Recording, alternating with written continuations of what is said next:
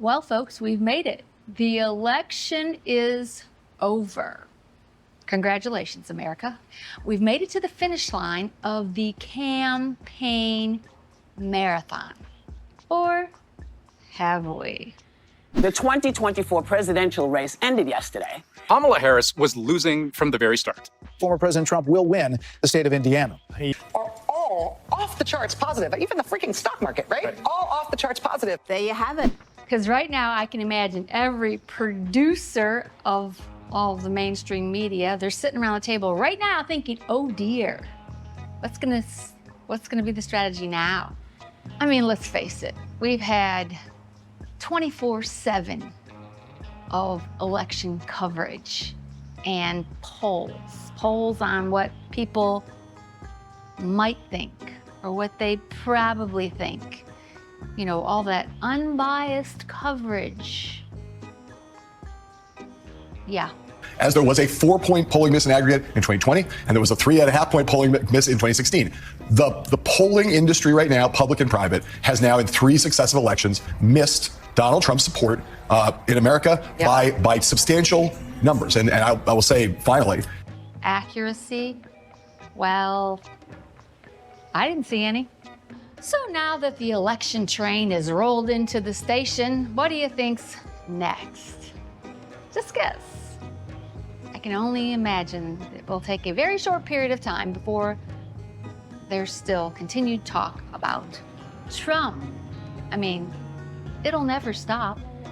You know, they do have ratings to contend with, and if they're not creating drama to fill all of that airtime, well, things might go south, so gotta keep stirring the pot. So right now, there's gonna be a lot of analyzing the total election, the votes, the states, the electoral college. It's all gonna be analyzed very, very carefully, at least for the next 10 days. I know, I'm sick of listening to it. How about you? And then once that stops, then we're going to segue into the narrative of the threat to democracy. That's next. And then the narrative is going to be that Trump's going to throw everybody in jail.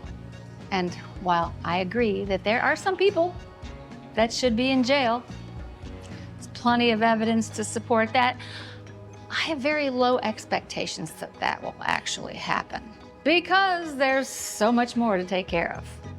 Of course, you know, the media will always come up with some scandal, some statement that somebody made that was, you know, outrageous.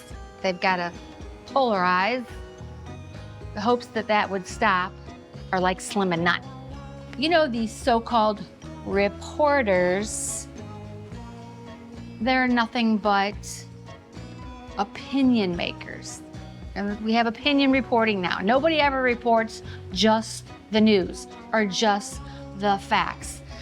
And honestly, I'm not sure that's ever going to come back.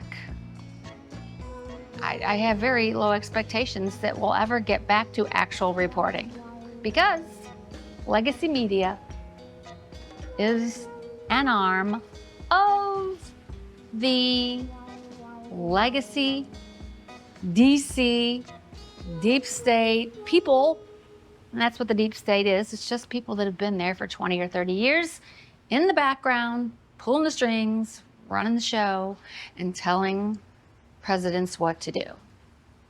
So, my friends, you should take everything you see on TV with a huge grain of salt, because everything has a narrative. And not to mention, even at the White House, they're rewriting the words that the president says. I wonder what's going to happen with that, because that is actually illegal. But it is happening, and it's happening on the internet all the time. So you're going to have to do your own fact checking, as tedious as it may be, and as hard as it may be, because it's going to get harder. They are now using AI on the internet to rewrite complete stories. You know, because AI will rewrite anything on the internet it considers misinformation. And I really do hate that word. And is it not misinformation when the White House rewrites what the president says and has the nerve to actually print it on whitehouse.gov? Now, regardless of which side of the aisle you sit on, you can't be okay with fake news. Nobody wants fake news. Just tell me the truth. I'll make my own decision as to whether I like it or not, or what I feel about it. It's not your job as the media to tell me how I should feel about it.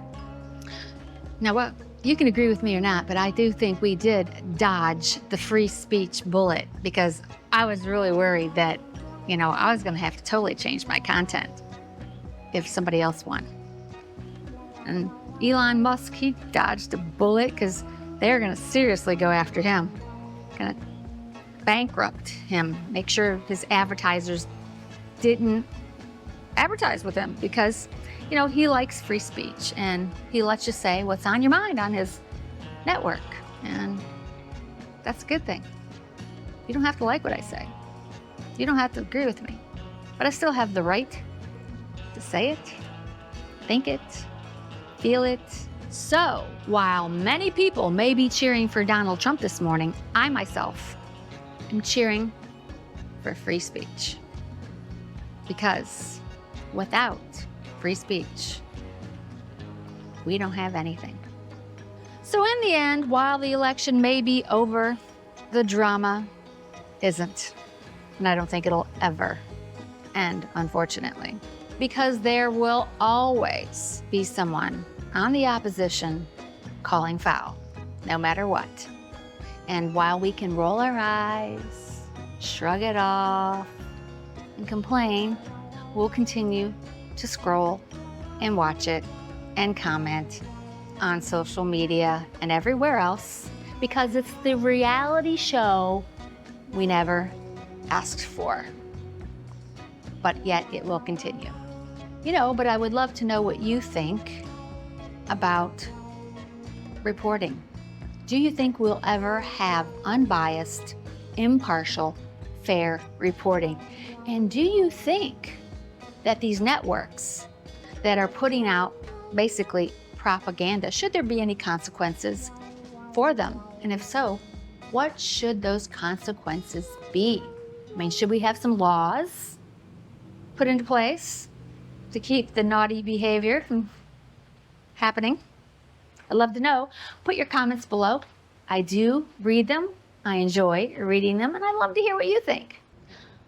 But that doesn't mean that you shouldn't be here watching me, because of course I like to cover topics that I find interesting, that I think you will find interesting. And if you enjoyed this video or want to see more videos like this, well, of course, subscribe if you haven't already done so.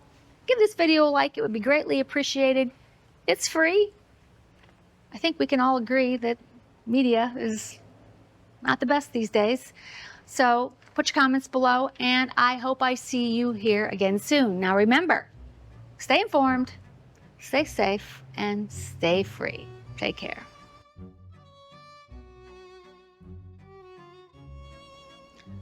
Type 1 if you're glad the election's over.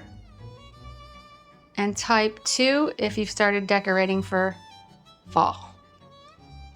Here's a little trick for you. I take real plants and I put silk plants in them, so I don't have to buy, you know, like plants that look like fall. See? I even do this trick in my front entryway. Let me show you. Don't get up on my account, Truman.